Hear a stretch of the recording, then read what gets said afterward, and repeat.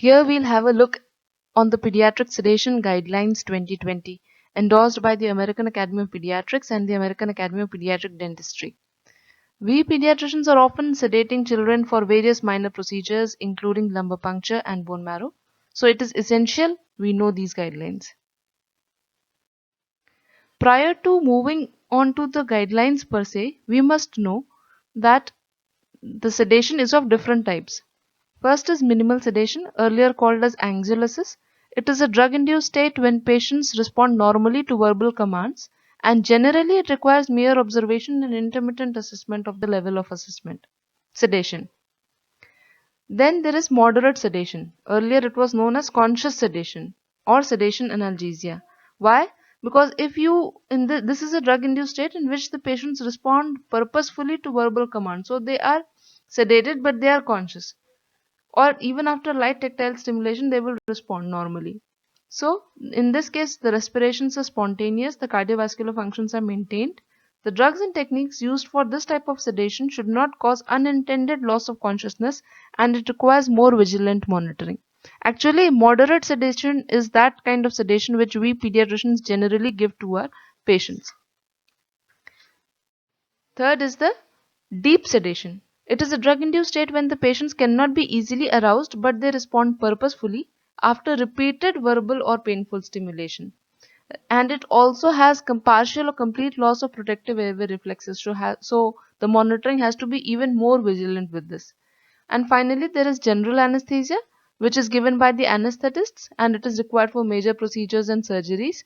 It is a drug induced loss of consciousness during which patients are not arousable at all, even with painful stimuli. The patients definitely require intubation and ventilation. The cardiovascular functions may also be impaired, so they also require hemodynamic support. So coming on to the procedural sedation analgesia guidelines per se, in children, the candidates are ASA class 1 and 2 can be considered appropriate for minimal, moderate or deep sedation. Now let me tell you what is ASA. ASA is American Society of Anesthesiologists, and they have mentioned the guidelines. They have classified the different types of patients into classes 1, 2, 3 and 4. So we don't need to go into all these details. Being pediatricians, the anesthetists know them well. The ASA class 1 and 2 patients are considered appropriate for minimal, moderate or deep sedation, whereas ASA class 3 and 4, children with special needs and those with anatomic airway abnormalities or moderate to severe tonsillar hypertrophy, these require additional and individual considerations for moderate and deep sedation. One must preferably consult an anesthesiologist for risks of sedation due to underlying comorbidities. Now, each patient should be accompanied by a parent, legal guardian, or another responsible person during transport to and from the treatment facility, and there should preferably be 2 adults accompanying the child, including the one who has been mentioned above. There should be adequate infrastructure to manage complications. Why? The common complications are airway compromise and laryngospasm, hypoventilation, hypoxemia, apnea, hypotension and cardiopulmonary arrest, and other complications like seizures, vomiting, allergic reactions. So whenever you are giving sedation, you must have the facilities and infrastructure to manage any of these complications which might occur with any type of anesthesia at any time. There should be enough backup emergency services for initial rescue, that is, the basic life support, and the pediatrician who is attending the patient should be trained in that, and simultaneous activation of emergency response system should also be done by the same pediatrician. Now, what we need to prepare with us before attending and moving on to sedation of the child. First, age and size appropriate equipments including oral and nasal airways, bag valve mask devices, face masks, laryngeal mask airways and supraglottic devices, endotracheal tubes, blood pressure cuffs, IV catheters, drugs, and monitoring devices like ECG, pulse oximeter, end-tidal CO2 monitors, defibrillators with size appropriate paddles. There is also a mnemonic to remember the necessary equipments, and it is SOAP-ME.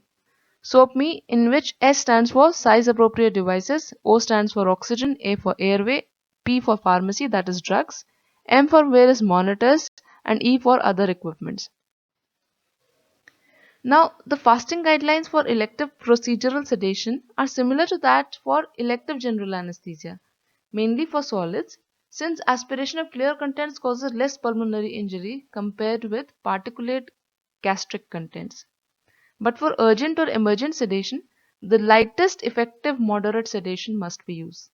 Also, additional techniques for achieving analgesia and patient cooperation can be used, and these include distraction, guided imagery, video games, topical and local anesthetics, hematoma blocks or nerve blocks, especially in children.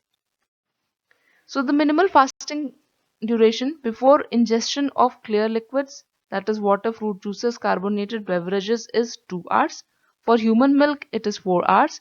For non human milk, which is similar to solids in gastric emptying time, or for infant formula, the minimum fasting duration is 6 hours. And for a light meal, which does not include fried or fatty foods or meat, again the minimum fasting duration is of 6 hours.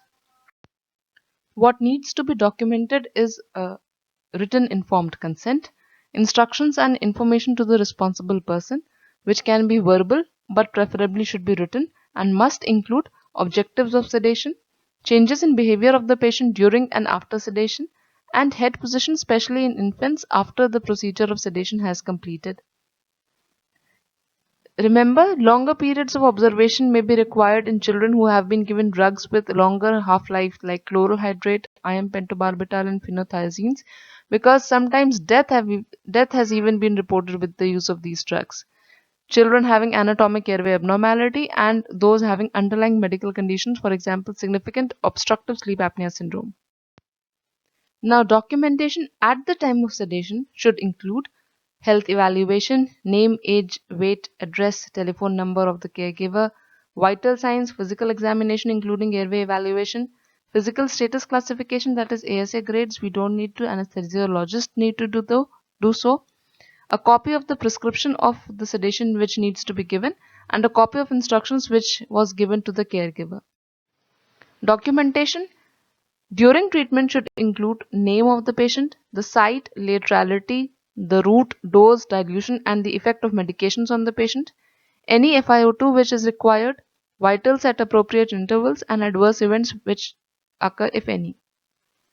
And documentation after treatment should include the observation period, that is the time to recovery from sedation.